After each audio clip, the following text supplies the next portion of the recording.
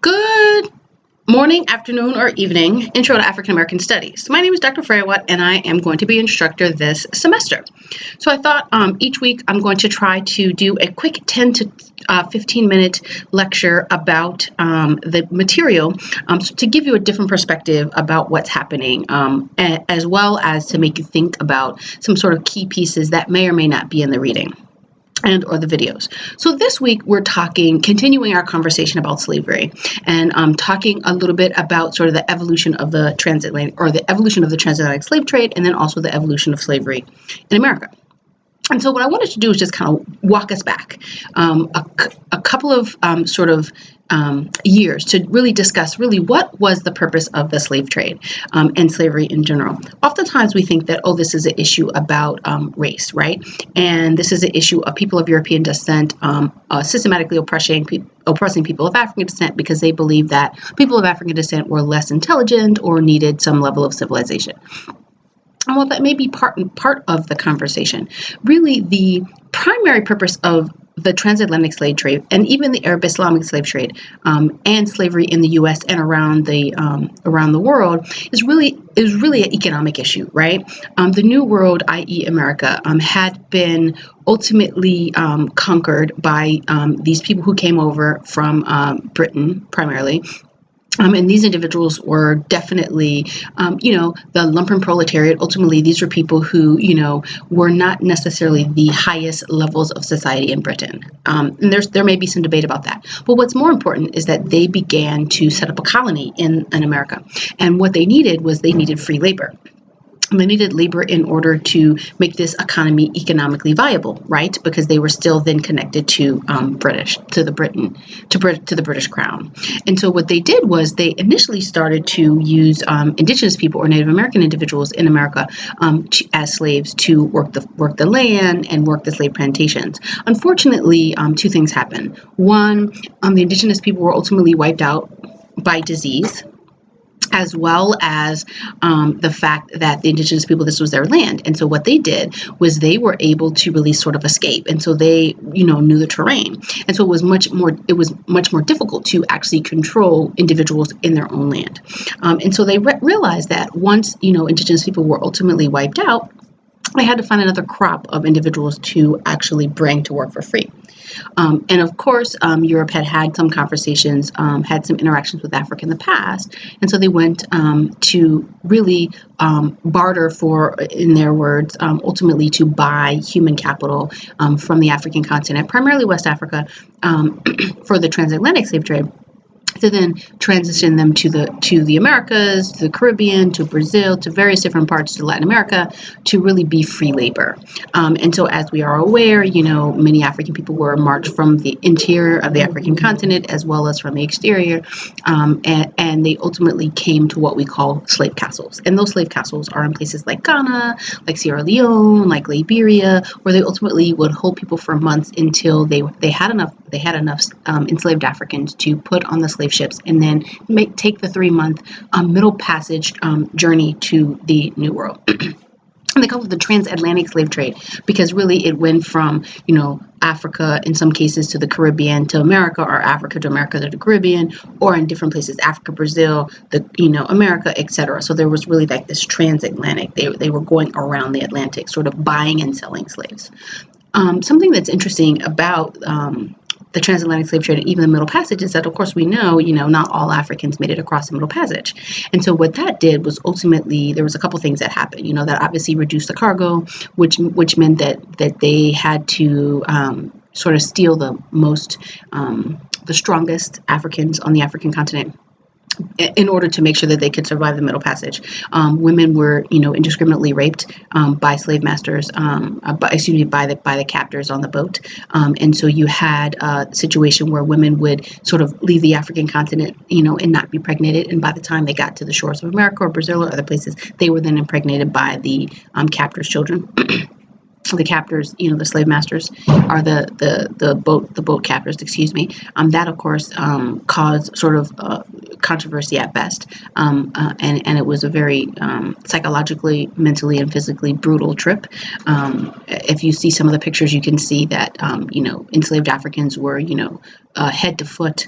They had to live in conditions that were so vile that women were menstruating. There was no level of sanitation. There was nowhere to use the restroom. You had dying corpse around you, and then of course the food was not quality, and so when they got to wherever they were selling the slaves, they would then oil them down so that they looked like they were actually in pristine shape, but they really weren't. And then of course there was the beatings in order to keep the slaves in control, and then also raping of women, et cetera, et cetera. And so once they got to America, what you tend to find is that they came through Charleston, North Carolina, and that was really the major port, the major hub of where most enslaved Africans came through. And so what you find is that they moved from that location to many different slave states in the South. What's also interesting about slavery in the U.S. is not even necessarily the actual trade itself, but really the contradictions and the fact that the U.S. economy is built on the slave trade, right? And so oftentimes we think, oh well, the northern states they abolished slavery, early on, but they still benefited from the slave trade, right? So the cotton that was grown in the South was still being used to manufacture, clothing for the North. The economy that was being used sort of to back northern states came out of the southern states. And so while, those folks in the North, sort of felt as though they were not contributing to the transatlantic slave or to the slave trade and to slavery in America, the reality is that they were sort of byproducts of slavery. And that becomes a little bit tricky because you may say, oh, well, I have nothing to do with slavery. I don't own slaves. But living in the system ultimately makes you part and parcel of the contradiction. The other thing I think that's important about slavery is really the conditions in which slaves found themselves in. Not only were they living, in horrible conditions, they were working sun up to sundown. Working sun up to sundown, we may not be able to imagine it. But when you think about, getting up at the crack of dawn, working in the fields, having little food, going to sleep very late at night in very, crowded and horrible conditions, it becomes a little bit more unbearable than to not only just be working for free and to be stolen and having your culture and history sort of ripped from you. When we're talking about culture and history, I think it's important also to talk about language and to talk about how, because many Africans came from different locations, geographical locations, everyone didn't necessarily speak the same language.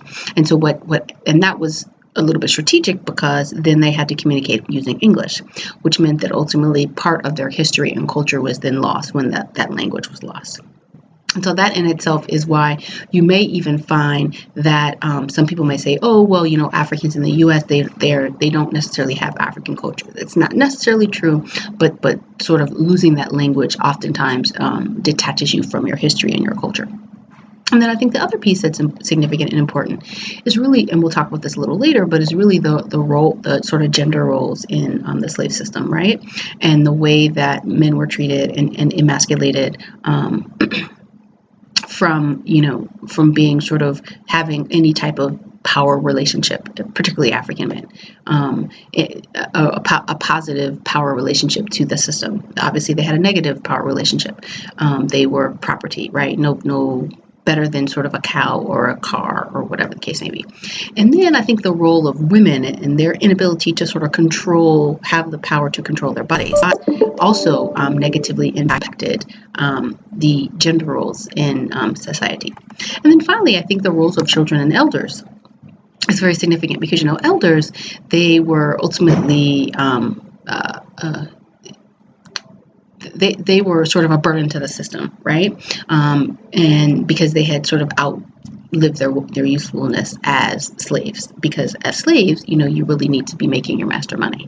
And it doesn't matter that maybe for 10 or 20 or 30 years, you were making your master money. Now that you're 50 or 60 or 70, you're not making your master money. You've ultimately outlived your, usefulness.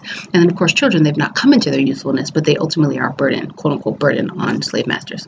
So, here are some of the really sort of dynamic gender roles in society, which then ultimately transitions into the roles that African men, women, elders, and children play in the community, right? Because if you're a property and you can then be traded or sold at any moment, the community becomes very lucid and very transient. And then that also then negatively impacts enslaved Africans from retaining culture and history. And in some cases, even knowing who their family is, even knowing intimately their mother or their father, or even being able to raise their children.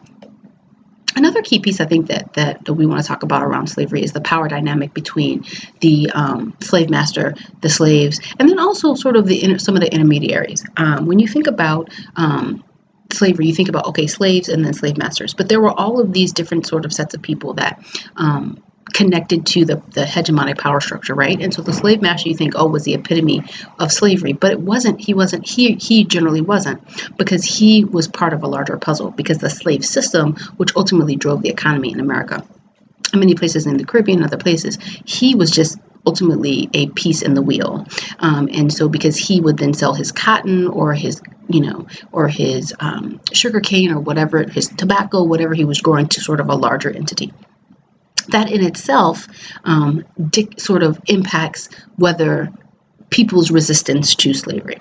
And then you had, so to be clear, like the U.S. government at that time, the 13 colonies, advocated slavery, and the slave master of a large plantation or a small plantation was ultimately following the law, not suggesting that their behavior was correct, but this was a legal system, and this legal system made it okay to oppress African people, which is part and parcel of the contradiction.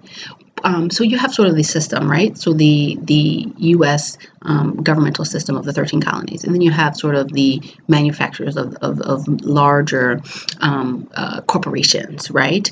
You have some of these corporations that are still in power today that have benefited from the slave trade. So, for example, some of the insurance companies, insured slaves, right? Some of the banks, gave loans for slaves. So all of these things sort of fall into place. Then you, of course, have your slave master.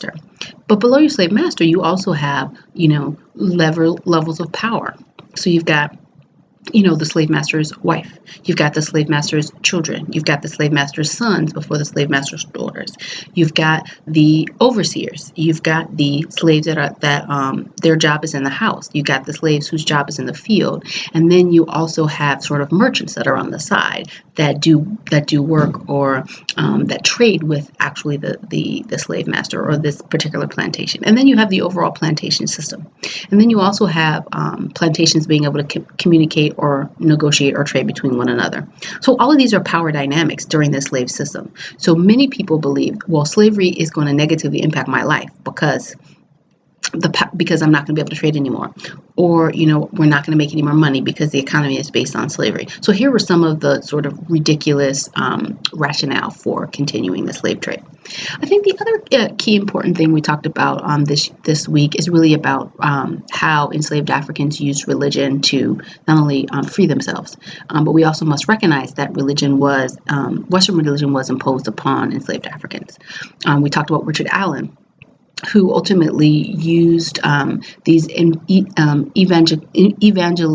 evangelist preachers, to sort of free himself, right? To come and have a conversation with his slave master, who ultimately decided that he would allow his slaves to buy their freedom because, according to these preachers, he was sinning, right? And then you have Richard Allen, who goes on to Philadelphia, who preaches in a white church, and then there's this segregation, and that segregation ultimately causes him and several of his comrades to stage a sit-in, and then they move. They, march out of the church, and then they form the AME, the African Methodist Episcopal Church, which still stands today. So, enslaved Africans were able to sort of use religion also to sort of liberate themselves. So I think that that's significant as well, that oftentimes we think, oh, religion was really an oppressing agent, and it was, but it was also an agent that was used to help liberate. Nat Turner also used religion to sort of push that first slave rebellion. So, here are some of the key things that I wanted to just sort of point out this week, and I want you to really take a critical look at the slave narratives and how, the types of conditions that slaves had to live in. And then also look at the nuances in some of those narratives, because it's not just about how you were treated as a slave. It's about what your power dynamic is with the slave system, what your power dynamic is with in regards to your labor, what your power dynamic is in regards to the mode of production, right? And what your power dynamic is in relationship to not just your slave master, but to other slaves, right? Because, power comes in many different ways and it's manifested in many different ways. So how does power impact you based on your position during the slave system? So here are some things you should think about this semester, this week. Look forward to chatting with you next week. Have a great day. Thanks a lot, Dr. Frehiwot.